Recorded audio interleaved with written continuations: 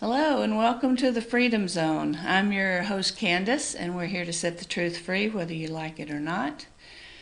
This week, of course, the news is dominated by the two shootings over the weekend.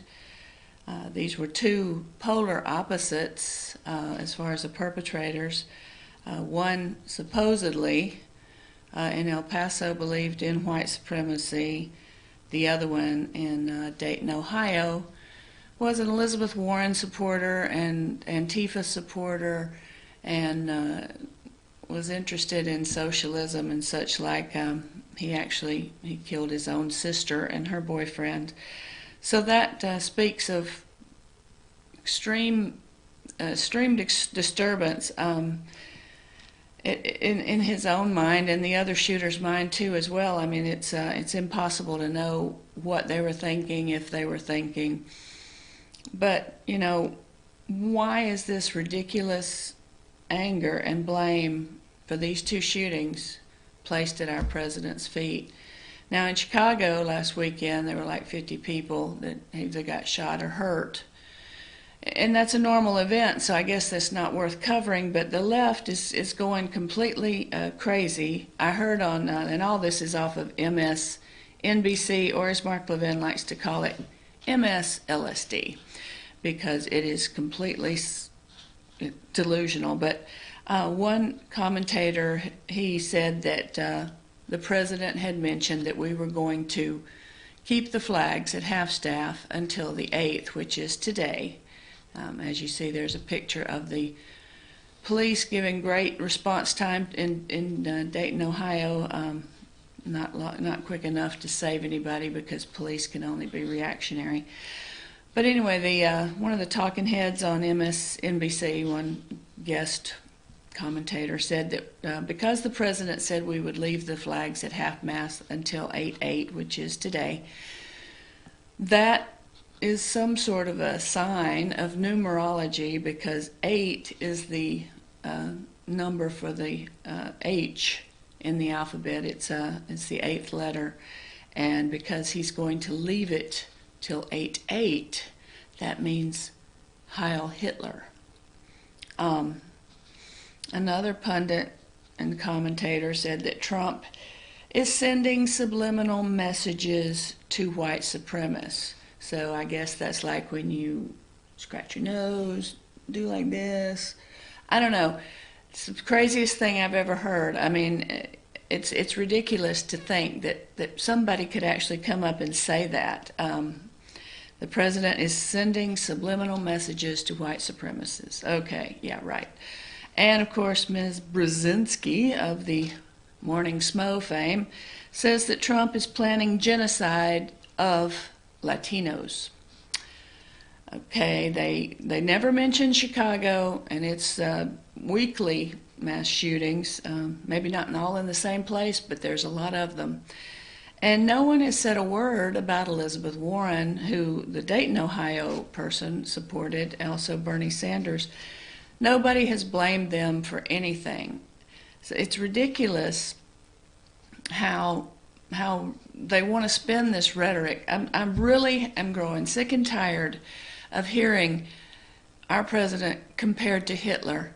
He hasn't gassed anybody en masse. He hasn't taken them to death camps. I mean, there's just so many things that Hitler did that is, he's nowhere near. He's a good man. He does the best he can. When somebody falsely accuses you and you say, hey, that's not right, that's not being unable to control your anger. It's just defending yourself. That's the new left thing, is that it's a wussiness, You're supposed to take it. If somebody says, hey, you're a racist, a white supremacist, or whatever, oh, I'm so sorry. No, I'm not. And don't even think about calling me that. And that's not being crazy. That's being normal. Normal people defend themselves against a false truth. And that's the American way. I mean, really, America has never kowtowed to anyone.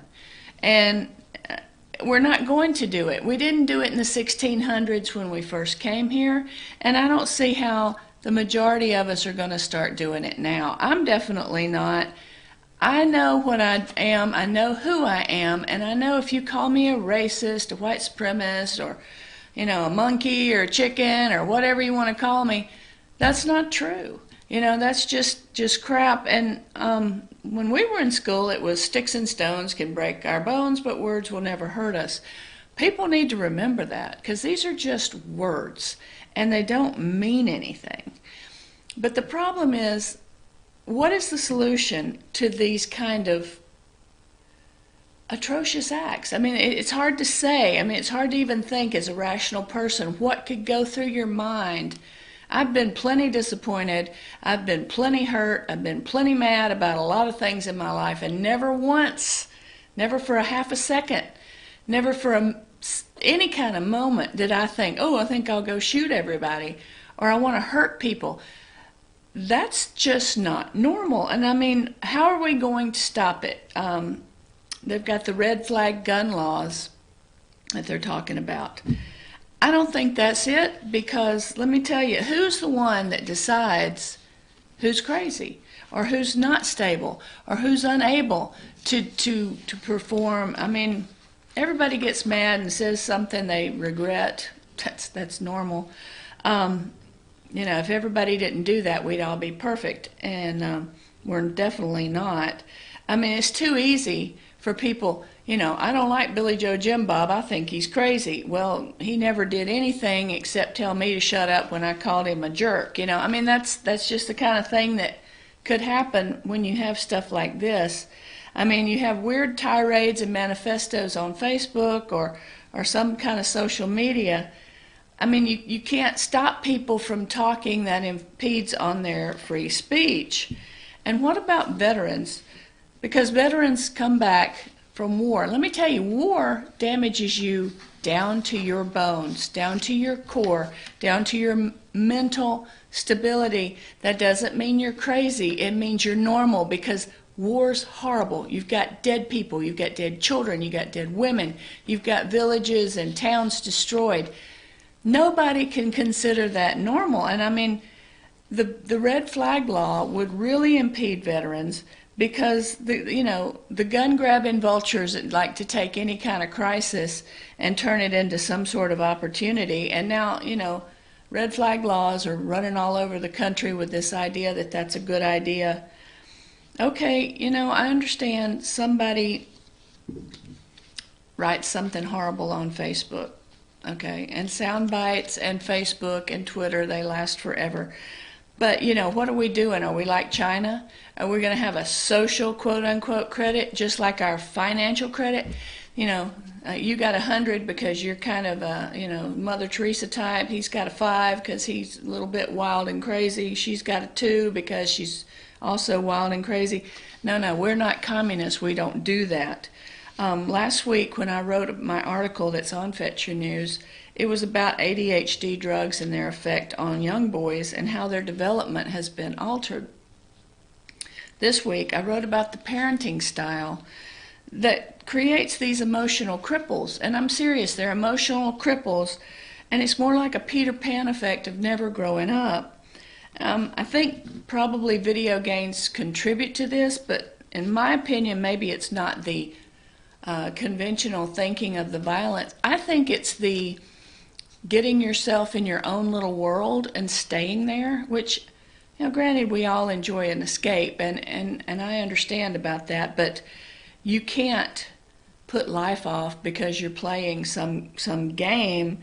Kids today, they're playing these games. They don't have the kind of interactions and friendships we had as children, because they're in their own little world with this game. They don't play outside, which is extremely key development, and they don't form friendships, and sometimes your families are far apart, so you don't have your cousins, which are usually your first friends that you ever had. And parents are surely different than when I was a kid, because I work in a place where I see a lot of parenting, and my mother never once begged me to behave.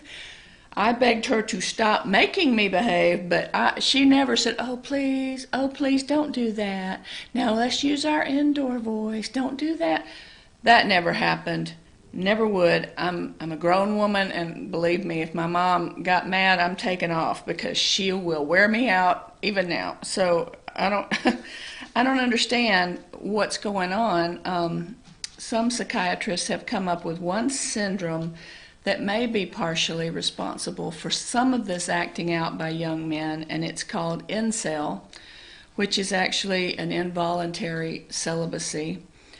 Young males today are just not able to establish successful relationships sometimes. And also this is because of the video games and the Peter Pan concept. You're living in your parents' basement or you're living at home. You haven't gone to school or you haven't developed your career. You haven't developed your social skills. And you don't have anything to offer. And without fathers or role models, knowing what a normal relationship's about, as far as a man and a woman relationship, it's difficult for young men to know how to approach women, and they get very angry because they're not in a relationship. Normally, years past, say from the 60s on back, young people would be married by 18, 19 years old. The girls might be a lot younger than that, their wives, but young men would be married by 18, 19 years old and taking on the role of a father figure or a family man.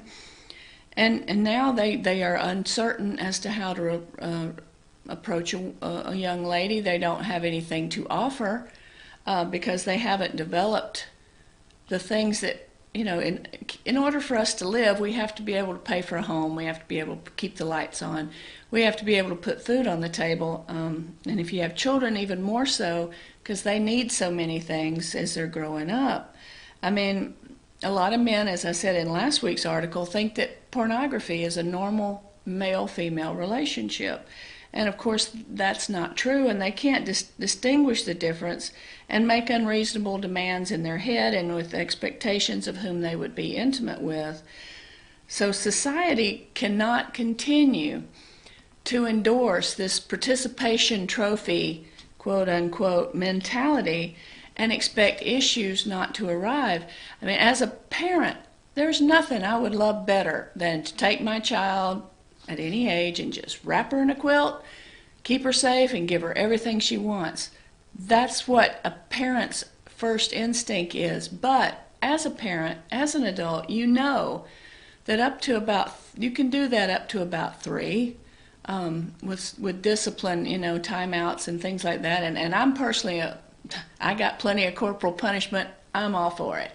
I don't think anybody's any better than I am, and I got my hind end worn out, but that's up to people. But you can't pet your child and make them a cripple so that they cannot participate in society, and all they can do is wonder why they're unhappy, and they don't know what to do about their lives because their lives are pretty much empty. I mean, if your life is a video game and sitting at home, eating pizza out of a box, that's pretty sad. And I don't think that we can control this problem, if you want to call it that. It's a societal problem. It's a religion problem. It's a godless problem because people aren't resorting to religion in hard times as they used to. So we've got a lot of trouble, and I don't know how we're going to fix it, but we've got to look at the basics. You need discipline in your life. You need to be able to achieve things. You have to work at that. It's not easy. Life doesn't always give you what you want. You have to get over it now and avoid the rush. But this is a problem that it's going to take a long time to fix, and it's going to take a lot of us to do it in a heartfelt way and also a firm way, because tough love is very important. I'm going to go to a break now, but when we come back, we'll talk about some other interesting things that I think have hurt society or work with society. I don't know. We have to decide. Anyway, join us when we come back from the break.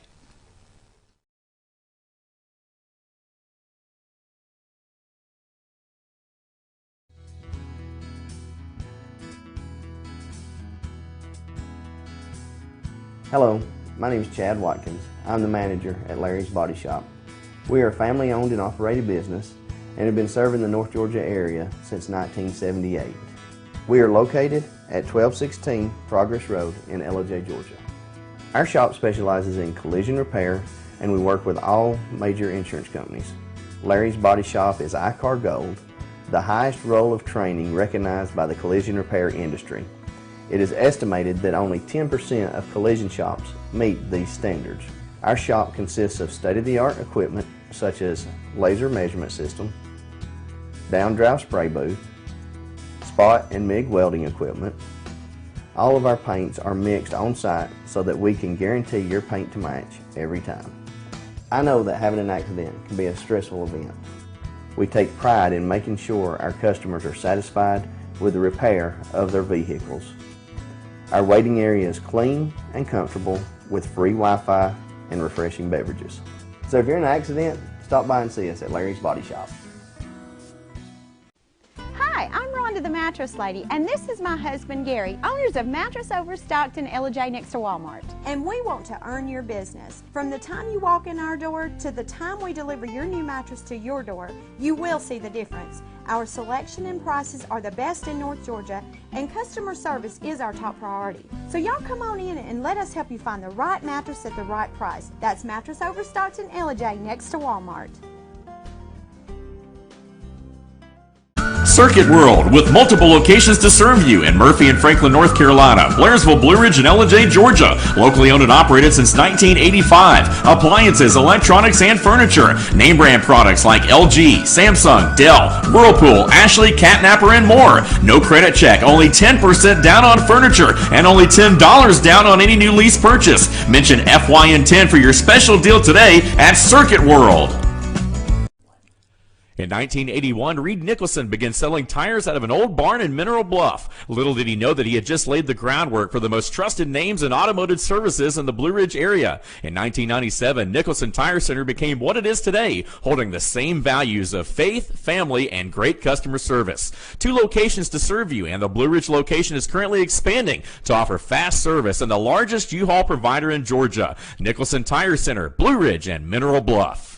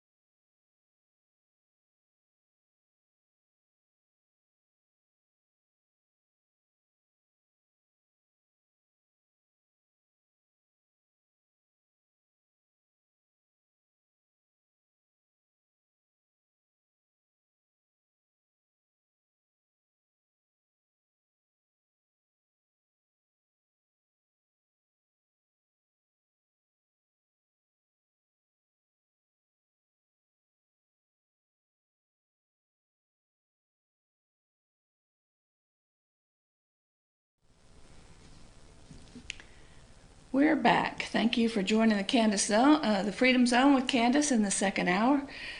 I would like to talk about the Democratic Socialist Convention that was held last weekend in Atlanta, Georgia. As we talked about in the first part of the show, we're talking about people who are out of control, such as the shooter. Do we have a picture of the convention, Josh? There we go. Democratic Socialists of America. They were in Atlanta. They had their convention, and it's kind of weird. They all wanted things to be perfectly set up for them to talk.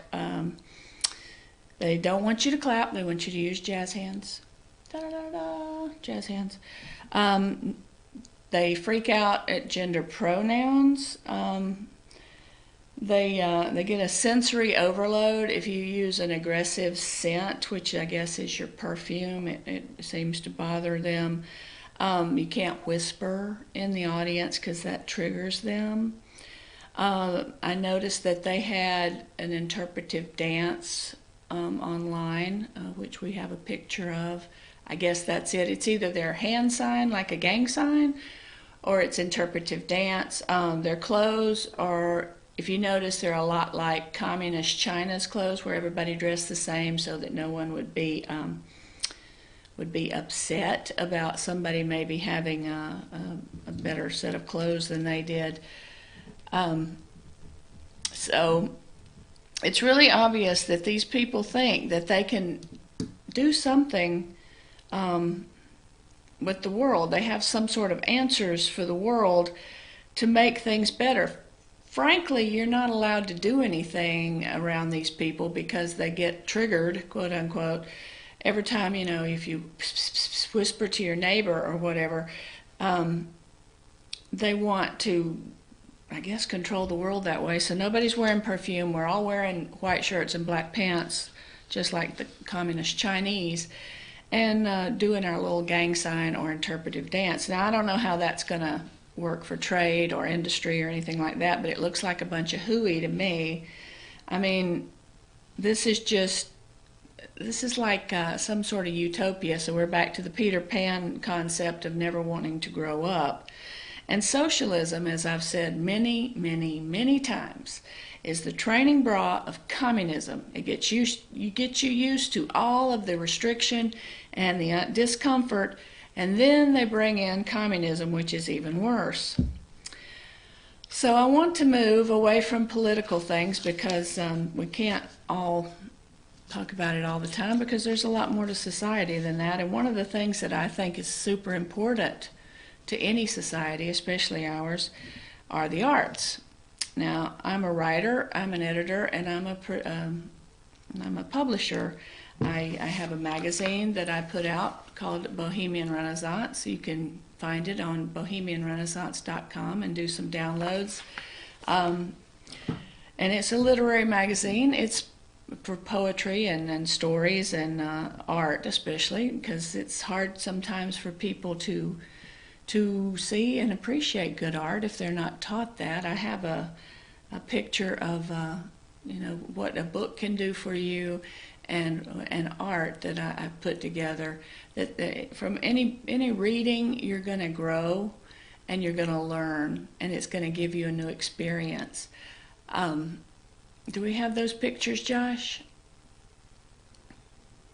Yes. Yeah, this is an artist. His name was Kandinsky. He was one of the... I like his abstract art, even though I know a lot of people may not get into that, but I think he's a pretty good artist as an abstract. The question that I have, and this is our philosophical episode, is, can a person be creative and conservative? I asked Yahoo and a couple of friends for their opinion, which I got some various things that I found interesting, to say the least. Yahoo's best answer was that conservatives are not free thinkers. It's as simple as that. They stick to tradition where liberals are uninhibited from such mindsets. Well, that's not necessarily true. I do like tradition. I think tradition is what grounds us and keeps us going, but I don't have to think that way all the time. I'm very creative, and I don't believe that's true, but I believe there are a lot of people who fall into that narrow crack in art, in writing, in a lot of things. And it says here too, artists crave things that are new and creative and tend to strive in that area. It just so happens that liberal promises to do great things that have never been done before. And liberal arts has nothing to do with being liberal, but there's an attraction to that side. That people who are artistic are more empathetic. And we don't measure our success on financial gain as much as impact and recognition. This means we aren't tied to the trickle-down philosophies of the conservatives. And Richard of Florida talks about this being in the creative, quote, class. Well, I think that you have to pay your bills. Even though I enjoy art and I wish that there was nothing that I had to do but sit around and create, but you do have to keep the lights on, you do have to buy food and pay the mortgage. So just because you believe that, and you believe that the bill always comes due, doesn't mean that you can't be creative. And I'm sure that conservatives are empathetic too, because in every crisis, we send, help as we can. And their thing was like a lot of empathy, if you're an artist and blah, blah, blah. And that's true. However, out there in the trenches, as they might say, a lot of us are part of groups that write or draw or create art. And we find ourselves in a conundrum because there's a lot of people who won't listen to any kind of reason. They're back to this I,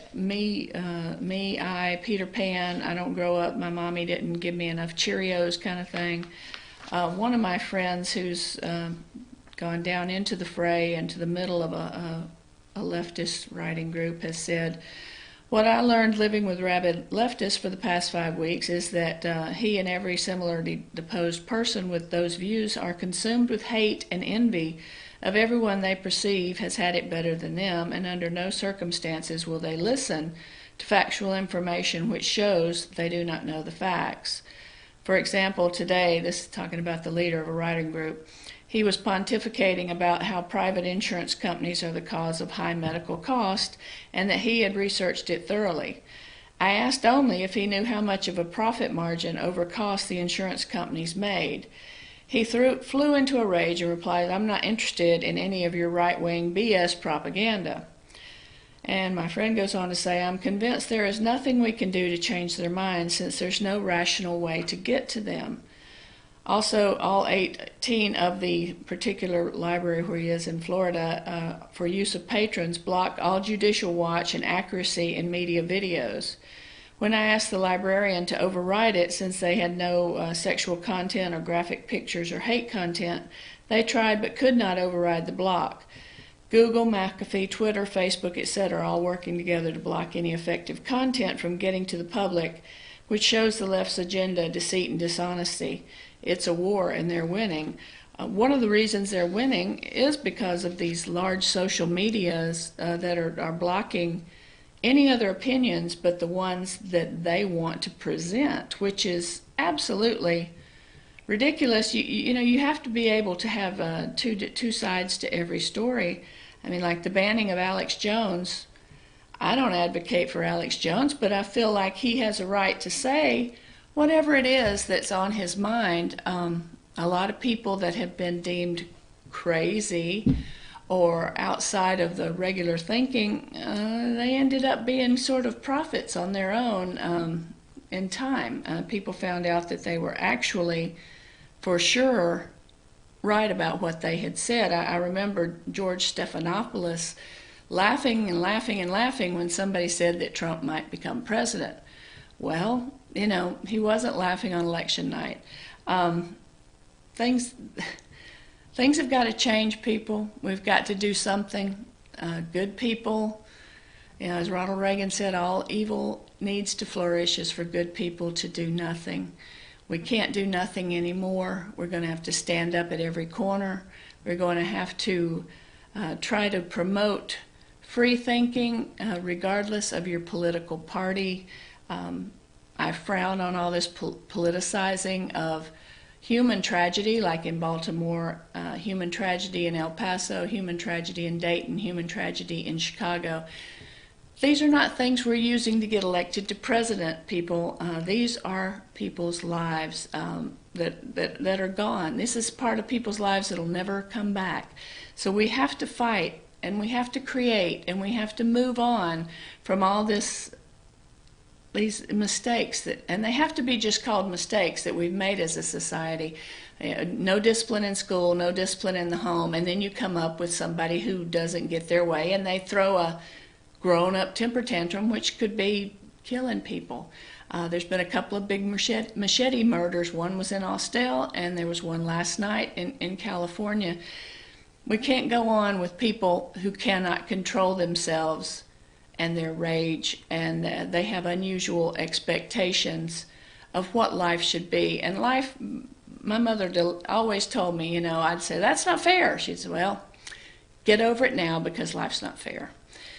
So that's some of my random thoughts for this second part, but I'd like for everyone to think about it. If you have any ideas or comments or questions and you would like to send me an email, you got Candace Show, fetyournews.com, and send me a question, send me an idea on any of my social medias.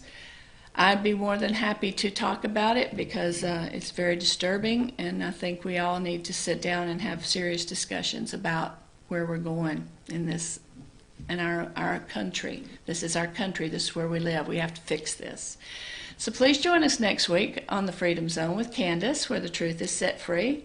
We appreciate your patronage, and we'll see you next week.